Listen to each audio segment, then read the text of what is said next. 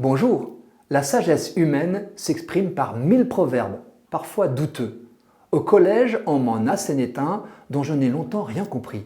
Certains adultes, dès que je répondais à leurs questions « Dans quelle classe es-tu donc ?», me rétorquaient d'emblée « Oh, mais dans les petits pots, les bons onguents !»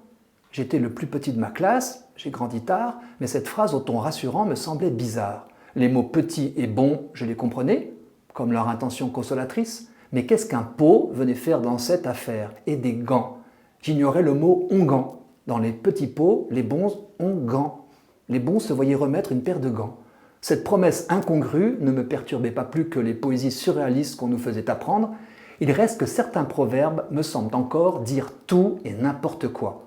Beaucoup sont d'ailleurs presque réversibles.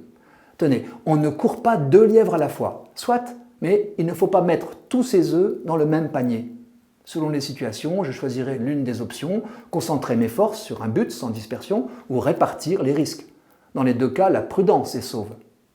Dans l'Évangile, Jésus lui-même paraît contredire sa maxime sur le oui et le non. Que ton oui soit oui, que ton non soit non. Ailleurs, parabole à l'appui, il souligne qu'il vaut mieux dire non et faire oui que dire oui et faire non. Donc dans certains cas, que ton non soit oui. Ailleurs, lorsqu'il est rejeté dans sa région, les évangélistes rapportent sa réaction de 2 façons.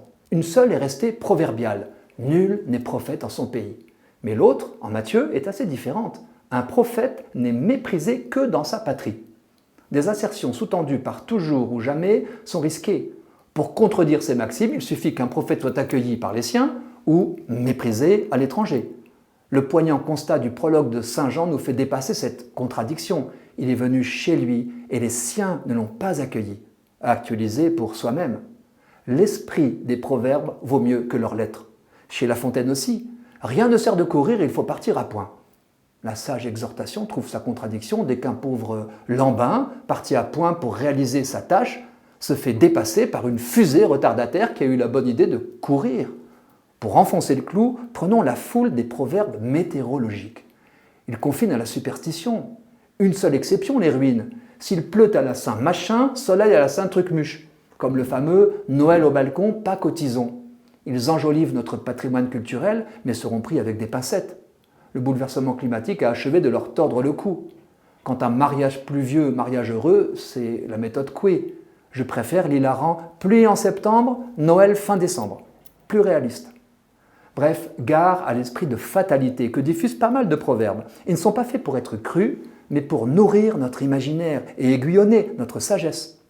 Malgré la bonne volonté des météorologistes et leur progrès en dents de scie, il reste d'ailleurs présomptueux de prédire le futur avec certitude. Pour notre liberté, c'est une bonne nouvelle.